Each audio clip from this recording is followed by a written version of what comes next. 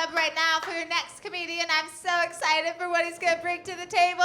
Give it up for Hi Me.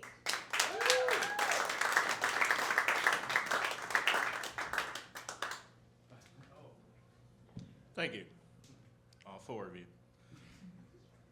So, hey, I was gonna get a haircut, look all nice for today, but I'm vain, and somebody gave me a compliment. They said I look like a badass movie action star. That was good enough for me. Actually, the words they used was more specifically like, I look like a fat-ass Steven Seagal. But you know, focus on the positive, right? So, you heard correctly, my name is Jaime. That is not how it's supposed to be said, but when I first started using my real name was in rural Georgia, and let's face it, rednecks have a hard enough time with things that are different as it is. I heard everything different. Hemi, hammy, homie, hymen, everything except what it was supposed to be. Suddenly I make it hi me, like talking to yourself.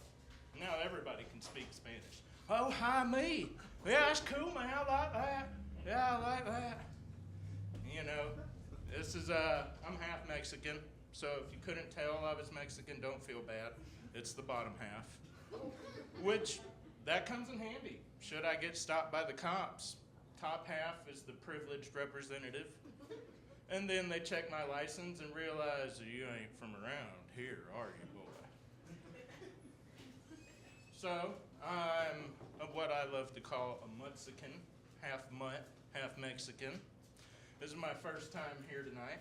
Thought I'd do y'all a favor and tell y'all about one of my other first times.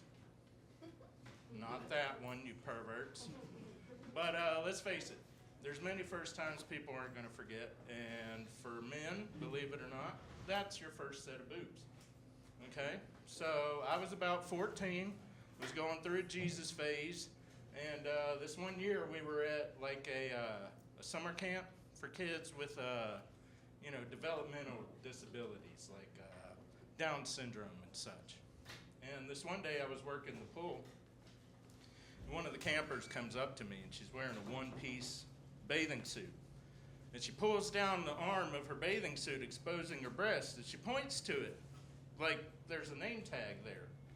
Like, you need any more attention to draw to a boob. You don't need to point to it, but she points to it and she goes, "That's me. That's my name right there." Now at the time, I reacted as how you would expect a young Christian to act. I was ashamed and afraid. And I told her, no, we should probably pull that back up there. And she ran off. She was fine. And I stood there for a second and realized what had just happened, and I was like, that's your name? Boob? Tit? Like, now I'm just confused. And then my hormones kicked in, and that was the time where I realized, well, if that's your first name, what's your second name? So, thank you for laughing at that. You're my type of sick. Also, I don't know if you guys have heard about this now. There's this new thing. It's CaliforniaPsychics.com. I hear the commercial on the radio.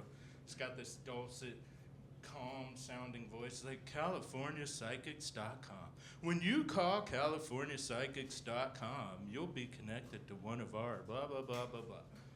Well, here's the thing, okay? First off, we tried that in the 90s with Dionne Warwick. Didn't work out so well. Second of all, if your people are really psychic, I'm assuming they are, why do I have to call you? Why don't you fucking call me? You know, you're so psychic. Imagine that phone call. Brrr. Hello? Yes, this is Pam at CaliforniaPsychics.com. It is. You were going to call us? I was. Okay. And that's how I ended up here. So, thank you, folks, and CaliforniaPsychics.com.